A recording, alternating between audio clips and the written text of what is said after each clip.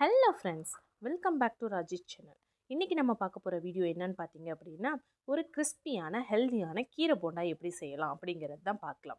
So வாங்க வீடியோக்குள்ளே போய் பார்க்கலாம். அதுக்கு முன்னாடி சப்ஸ்கிரைப் பண்ணாதவங்க வீடியோ பார்த்துட்டு மறக்காமல் சப்ஸ்கிரைப் பண்ணிடுங்க. ஸோ இப்போ நம்ம கீரை போண்டா செய்யறதுக்கு நம்ம என்ன பண்ணலாம் அப்படின்னா, ஒரு கடலை மாவு எடுத்துக்கலாம். இது ஒரு கப் அளவுக்கு கடலை மாவு நான் எடுத்திருக்கேன். கடலை மாவு வந்து வேண்டான்னு நினைக்கிறவங்க நம்ம கோதுமை மாவில் கூட நம்ம செஞ்சுக்கலாம். ஸோ நம்ம வந்து இப்போ ஒரு கப் கடலை மாவு எடுத்திருக்கோம்.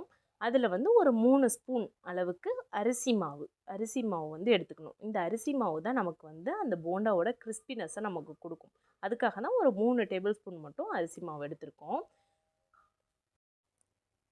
அடுத்து ஒரு 1.5 ஸ்பூன் ஜீரகம்,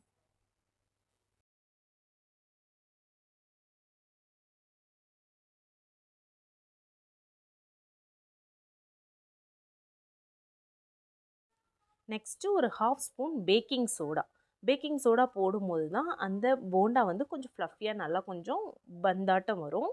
ஸோ அதனால் ஒரு 1/2 ஸ்பூன் பேக்கிங் சோடா வந்து சேர்த்துக்கலாம்.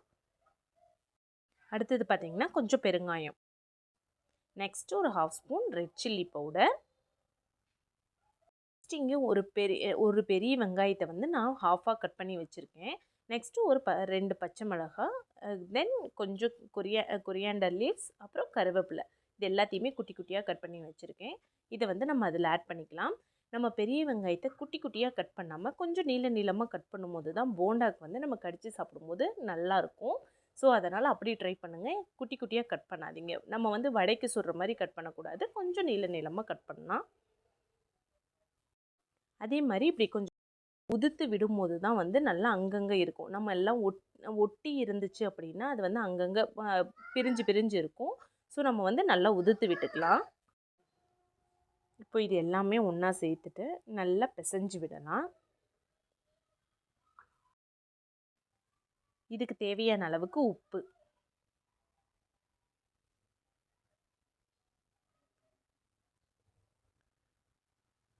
அப்புறம் நம்ம ஹெல்தி கீரை போண்டா அப்படிங்கிறதுனால நம்ம கொஞ்சம் வந்து கீரையை நிறையாவே சேர்த்துக்கலாம். நான் இங்கே ஒரு கட்டு கீரையை வந்து எடுத்து நான் அதை வந்து நல்லா அலசி கட் பண்ணி வச்சுருக்கேன்.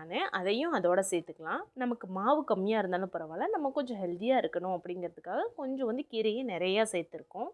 ஸோ இப்படி செஞ்சு பாருங்கள், சூப்பராக இருக்கும். இப்போ நம்ம போட வேண்டிய எல்லா இன்க்ரீடியன்ட்ஸும் அதில் போட்டாச்சு. இப்போ வந்து நம்ம நல்லா அதை வந்து ஃபஸ்ட்டு தண்ணி ஊற்றுறதுக்கு முன்னாடி எல்லாத்தையும் சேர்த்து கிளறி விட்டுட்டு, அதுக்கப்புறம் கொஞ்சம் கொஞ்சமாக தண்ணி ஊற்றி நம்ம வந்து போண்டா மாவுக்கு ஏற்ற மாதிரி நம்ம வந்து பிசைஞ்சிக்கலாம். ரொம்ப தண்ணி ஊற்றிடக்கூடாது. ரொம்ப தண்ணி ஊற்றுச்சு அப்படின்னா நமக்கு போண்டா வந்து கரெக்டான கன்சிஸ்டன்சிக்கு வராது. ஸோ கொஞ்சம் கொஞ்சமாக ஊற்றி நமக்கு தேவையான அளவுக்கு மட்டும் நம்ம வந்து போண்டா கன்சிஸ்டன்சிக்கு பிசைஞ்சிக்கலாம்.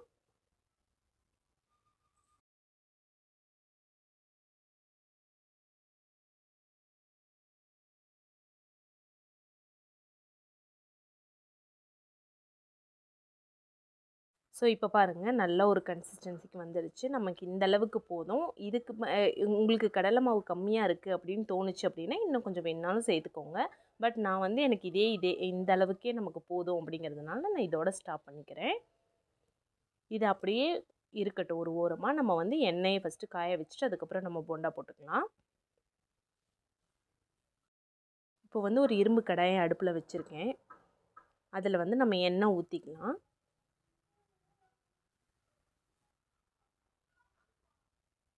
இப்போ பாருங்கள், எண்ணெய் நல்லா காஞ்சிருச்சு. இப்போ வந்து நம்ம கொஞ்சம் கொஞ்சமாக குட்டி குட்டியாக ஒரு போண்டா வந்து நம்ம அதில் ஆட் பண்ணிக்கலாம். ஸோ எல்லோரும் நினைக்கலாம் போண்டானாவே அன்ஹெல்தி தான், இதில் ஹெல்தி என்ன இருக்குது அப்படின்னு. ஸோ வீட்டில் குழந்தைங்க கேட்கும்போது நம்மளால் அதை செய்ய முடியாது அப்படின்னு சொல்ல முடியாது இல்லையா? ஸோ நம்ம எனி டைம் வந்து நம்ம ஹெல்த்தியாகவே சாப்பிட முடியாது. ஏதோ ஒரு வாட்டி வீக்லி ஒன்ஸ் இல்லை மந்த்லி ஒன்ஸ் வந்து சம்டைம்ஸ் நமக்கு வந்து கேட்கும், ஒரு ஒரு போண்டாவோ இல்லை ஒரு பஜ்ஜியோ சாப்பிடணும் அப்படின்னு எல்லாத்துக்குமே ஆசையாக இருக்கும்.